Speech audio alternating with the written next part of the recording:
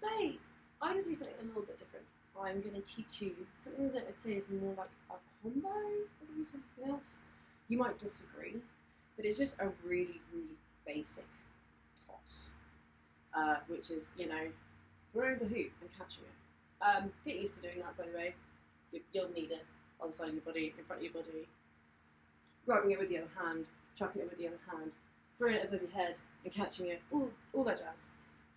Get used to doing that. It's actually kind of difficult with a heavier hoop, but just don't worry, just do what you can. This is just a really basic like hand toss. So bringing the hoop across the front of my body, so my hand is across the front. I'm going to bring the other hand in and over the hoop, and then I'm going to just throw the hoop over the hand and catch it with the same hand that I threw it with. Sounds complicated, I'll just show you the move.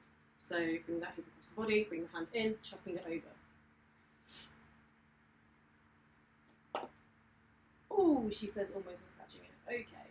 So obviously you can come in from an outside grip, swinging it across and going across the body like that, or you can go from this and just bringing that hand out so that the hoop leaves the inside of your hand and goes into the other one. And you can grab it on the outside, you can grab it on the inside, depending on what you want to do, depending really on just how you catch it, because most of the time I'm just winging it anyway. So like if I catch it on the outside, great, okay, I'm going to do a move that has an outside grip. If I catch it on the inside, just do a move that works with that. But yeah, just get used to it. You can also try catching it with the same arm. So you bring your arm in and the hoop gets caught, she says. Let's explain that a bit better.